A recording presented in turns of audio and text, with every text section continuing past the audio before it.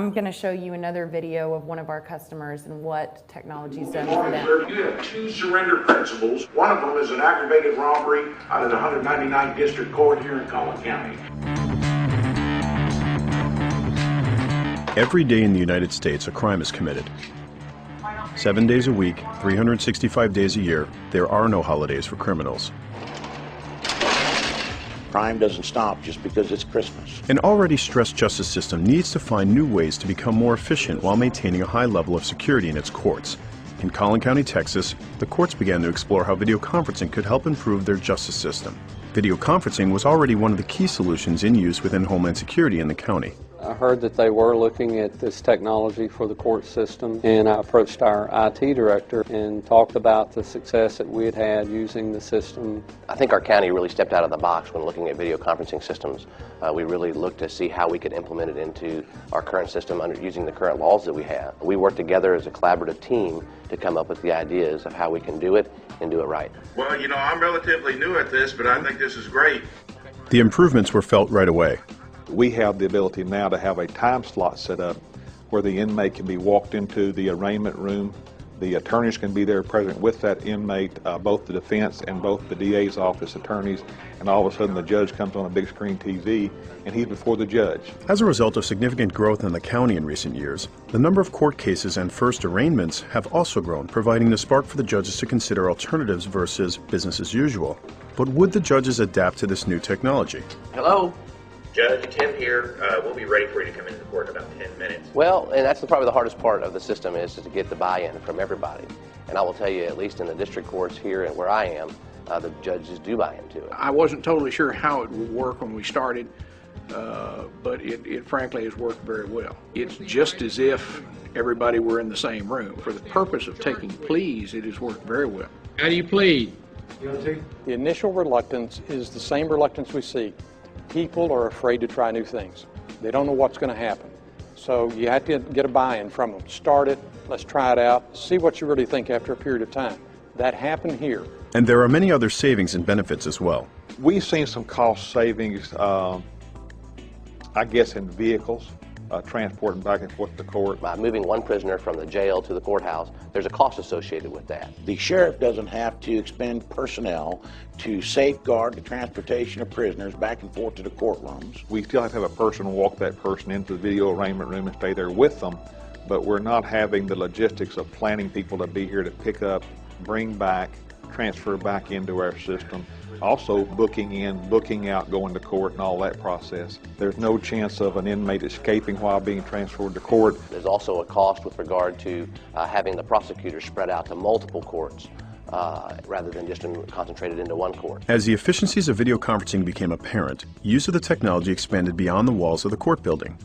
I can conduct my business here, I can conduct it from the house, and if I go to Grandma's house for Thanksgiving and still have to take care of the jail, then I can take the unit with me and still enjoy my family, my holiday, and take care of business. Good morning, folks. I'm Judge Raleigh with Collin County. A DVD recorded by the judge explaining the process is played at the jail prior to court beginning. By the time all that's done, I'm logging on my video conference system.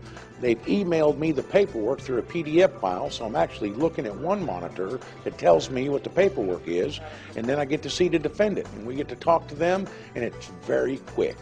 Good morning, Adam. I'm Judge Raleigh from Collin County. Did you understand the warnings that were read to you on the video?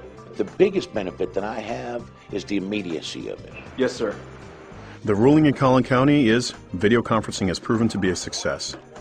New judges come in place who have gone to law school with more technology and have used it in their legal practice. I think that you will see a sea change in the use of technology in courts. Don't be scared of technology. Give it a try.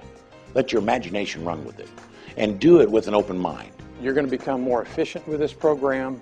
I think you're going to get the buy-in of defense counsel over time. Take about 5 minutes to really go into this product, this equipment, this technology. Don't bring the technology into the system to say, hey, let's give it a chance to fail.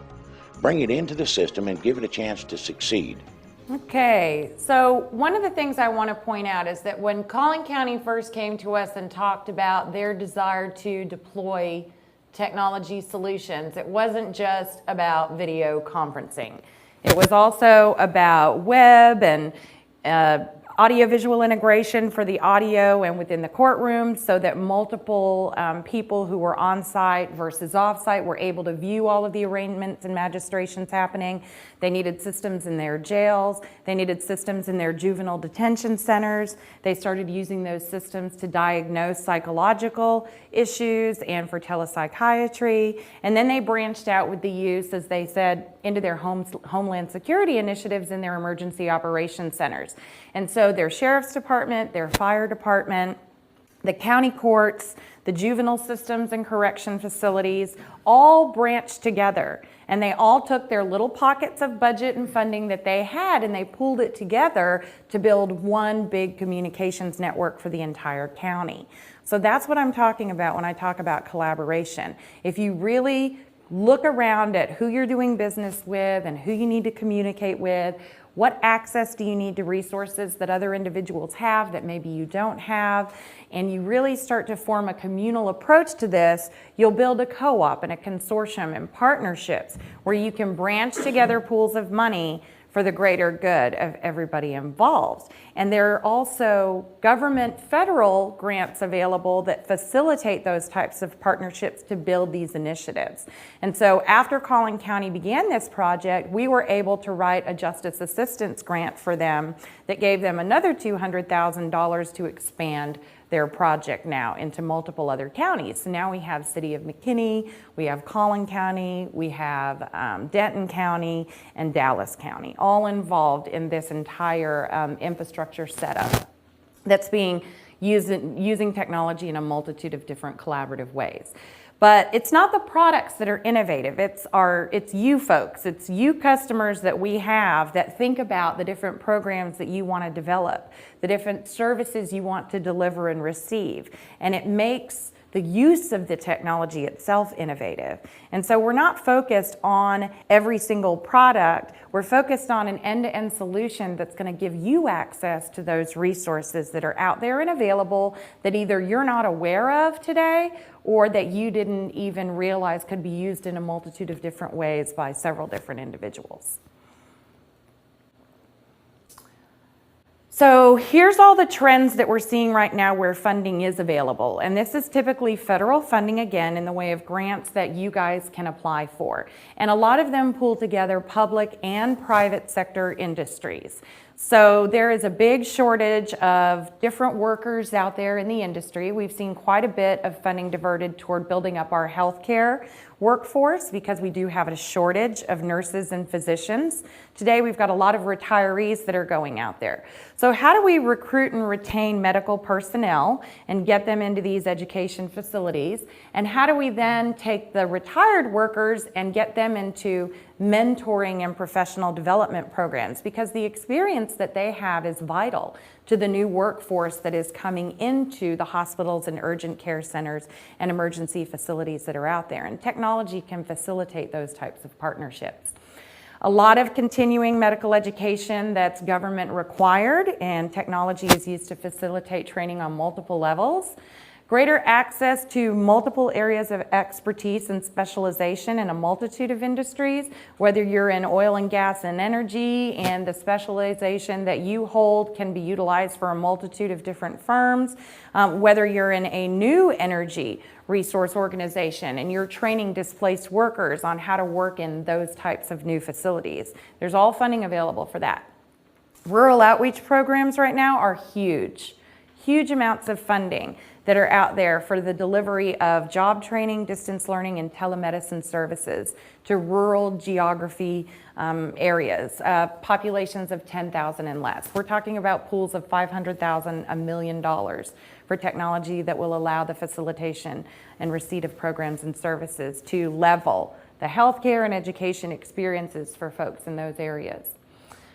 Mentoring, professional development, job training, distance learning methodologies in all areas, K through 12, higher education, career laddering, as well as, again, telemedicine, which is the actual delivery of diagnostics and patient care via the use of the technology.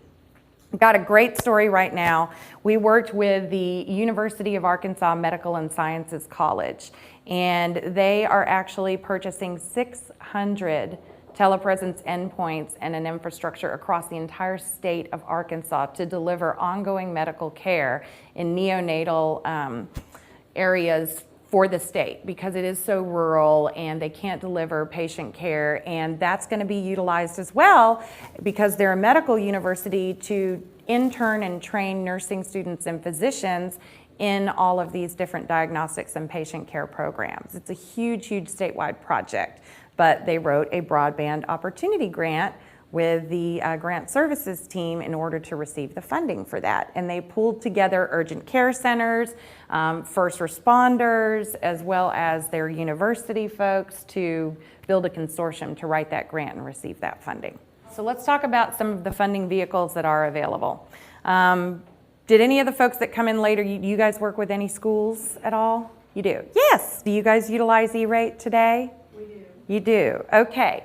Well, one of the things that we've done, E-rate, by the way, is a federal discount program that allows schools in K through 12 schools specifically, depending on some of the services that they're lacking or programs that they don't receive, to deploy technology in order to increase that. And it gives them a big discount on a lot of this technology. What we've been able to do is we've been able to leverage a lot of the E-rate purchases and use that as matching funds toward other grants that are available out there. And so if schools aren't using E-rate today, they definitely should be, because it's $2 billion, excuse me, in funding that's available annually. They just need to know how to apply for that, and we enable that to happen. This is one of the grants that we typically leverage a lot of E-rate funding towards, and I'll give you an example of that. We worked with Howe Public Schools out in Oklahoma, and they're less than 500 kids in their entire education system. That's K through 12, and so one elementary school, one middle school, and one high school. Less than 500 kids across the entire city and county. And so they used E-rate, and the chief, I'll call him the chief technology officer of the school district, the engineer, the math and science teacher, and the director of education. He wears a lot of hats. Went to the superintendent and said, hey, did you know that there's all this money that's out there available for schools like us that we can apply for called E-rate? And the superintendent said, no, and I have no idea what you're talking about. And he said, well, if you give me a dime and I give you $1, how many dollars do you have? And he said, I've got as many dimes as you've got dollars. So he said, okay, well, that's how E-rate works. We give somebody 10 cents and they give us $1 back. We give them 10 more cents, they give us $1 back.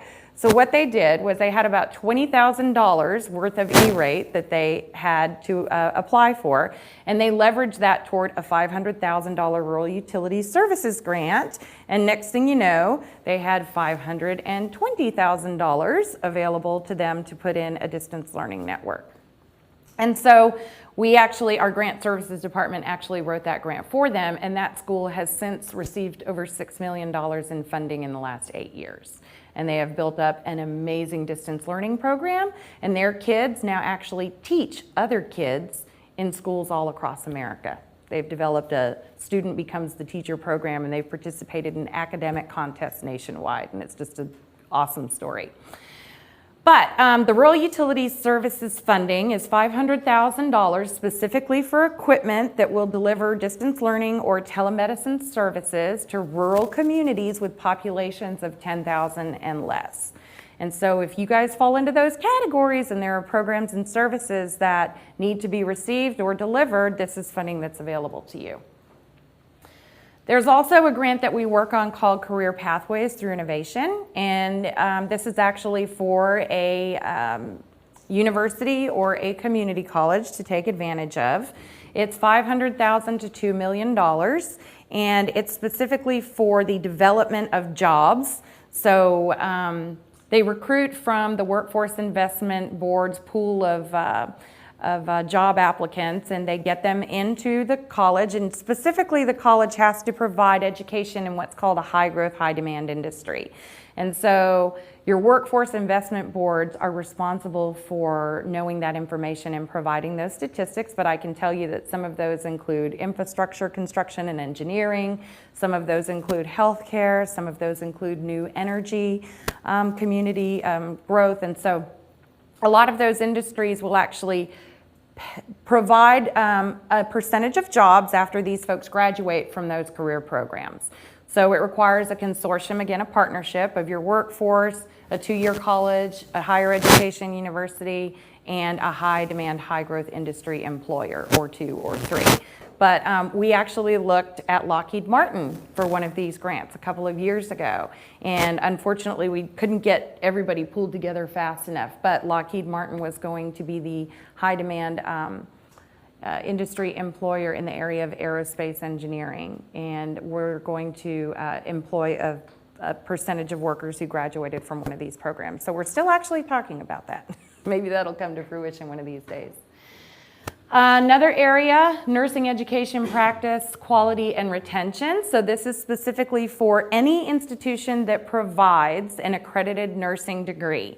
And that can be an allied health facility, it can be a university, it can be a 2-year college. But it's all about, again, fulfilling a need of a lack of healthcare workers that are out there in the United States today. And so the funding that's available here, we're talking about between $250,000 and $750,000 depending on the technology plan that's written. But it's a 3-year funding cycle. And we've written quite a few of these over the last few years as well. Okay, let's see. Is that it? Okay, all right.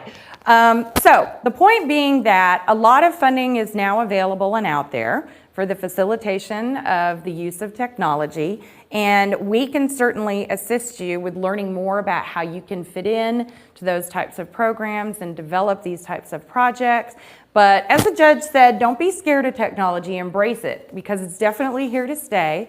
But I consider it the great equalizer, as I said before. I really think that if you start thinking about who you know, who you work with day to day, who you need to communicate more with, and you branch out and start collaborating instead of stepping back and trying to do everything yourself, then you're gonna find that there's a lot of people who are really wanting to build these cooperative environments. And with the economy that we're in today and the lack of resources that we're all seeing in a number of different organizations, don't be afraid to talk to who you know, and they'll talk to who they know. And next thing you know, you get a bunch of folks around a table who can band together to build some really interesting projects.